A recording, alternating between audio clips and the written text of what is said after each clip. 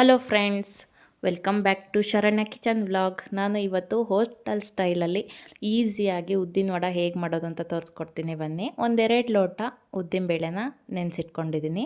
ಒಂದು ಅರ್ಧ ಗಂಟೆ ನೆನೆಸಿಟ್ಕೊಂಡ್ರೆ ಸಾಕಾಗುತ್ತೆ. ಆ ನೆಂದಿರೋ ಅಂಥ ಉದ್ದಿನಬೇಳೆನ ಒಂದು ಜಾರಿಗೆ ಹಾಕ್ಕೋತಾ ಇದ್ದೀನಿ. ಹಾಕ್ಕೊಂಡ್ಬಿಟ್ಟು ಹಸಿ ಶುಂಠಿನ ಒಂದು ಸ್ವಲ್ಪ ಕಟ್ ಮಾಡಿಬಿಟ್ಟು ಹಾಕ್ಕೊಂಡಿದ್ದೀನಿ. ಹಾಗೆ ಅದನ್ನು ಎಷ್ಟು ಸಾಧ್ಯನೋ ಅಷ್ಟು ಸಣ್ಣದಾಗಿ ರುಬ್ಕೊಂಡಿದ್ದೀನಿ. ನೀರು ಸಹ ಯೂಸ್ ಮಾಡಿಲ್ಲ ನಾನು, ಹಾಗೆ ರುಬ್ಕೊಂಡಿದ್ದೀನಿ. ನೋಡ್ತಿರ್ಬೋದು ಎಷ್ಟು ಗಟ್ಟಿಯಾಗಿದೆ. ಇಷ್ಟು ಗಟ್ಟಿಯಾಗಿ ಬರಬೇಕಾಗತ್ತೆ.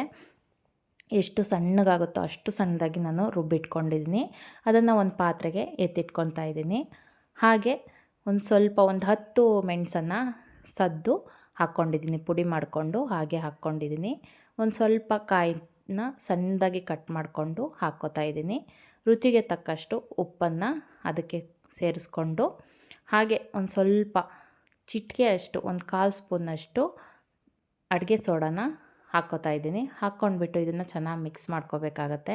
ಹಾಗೆ ಅದ್ರ ಜೊತೆಗೆ ಕರ್ಬೇವಿನ ಸೊಪ್ಪನ್ನು ಕೂಡ ಸಣ್ಣದಾಗಿ ಕಟ್ ಮಾಡಿಕೊಂಡು ಹಾಕ್ಕೊಂಡು ಸ್ವಲ್ಪ ಮಿಕ್ಸ್ ಮಾಡ್ಕೊಂಡಿದ್ದೀನಿ. ಮಿಕ್ಸ್ ಮಾಡ್ಕೊಂಡ್ಬಿಟ್ಟು ಇದಕ್ಕೆ ನಾನು ಒಂದು 3 ಸ್ಪೂನ್ನಷ್ಟು ಅಕ್ಕಿ ಹಿಟ್ಟನ್ನು ಯೂಸ್ ಮಾಡ್ಕೋತಾ ಇದ್ದೀನಿ. ಸ್ವಲ್ಪ ತೆಳುವಾಗಿ ಅನ್ನಿಸ್ತಾ ಇತ್ತು, ಅದಕ್ಕೋಸ್ಕರ ಅಕ್ಕಿ ಹಿಟ್ಟನ್ನು ಕೂಡ ಮಿಕ್ಸ್ ಮಾಡ್ಕೋತಾ ಇದ್ದೀನಿ.